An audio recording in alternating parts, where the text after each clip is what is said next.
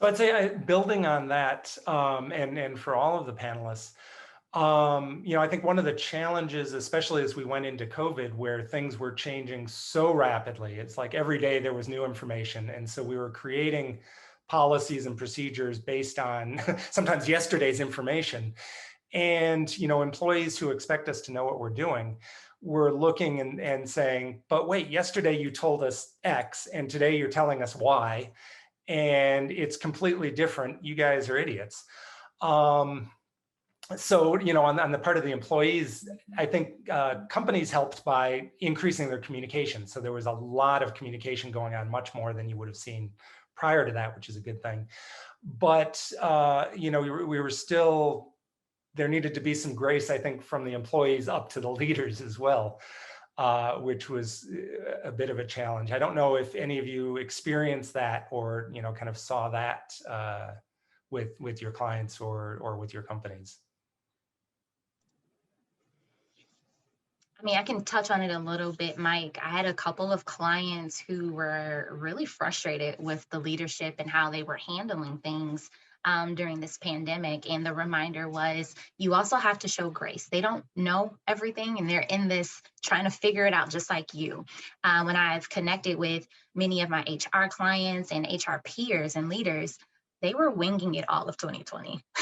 So this wasn't I got it figured out, or, hey, this is, easy peasy. Since we're in an uncertain time, I know what to do. Like this, it wasn't that's not the case right now. And nor was it all 2020. So really just taking that step back and just showing some grace, that again, we are all in this together. Nobody has it figured out. And honestly, it's the beginning of 2021 and I think we're still winging it.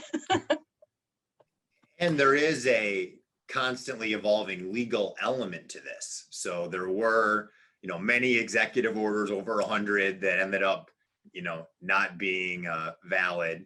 There ended up being MIOSHA rules and regulations, Center of Disease Control guidance, and all of this has been updating multiple times. We heard the 14 days, the 10 days, and the 24 hours, and all these different things are changing and evolving. So I think a lot of executives could point to the law, that it's not just that they're back and forth, that the law is constantly evolving and we need to be compliant and have a safe work environment. For example, in Michigan, you're actually mandated to have a COVID plan tailored to your organization and have a training on that plan.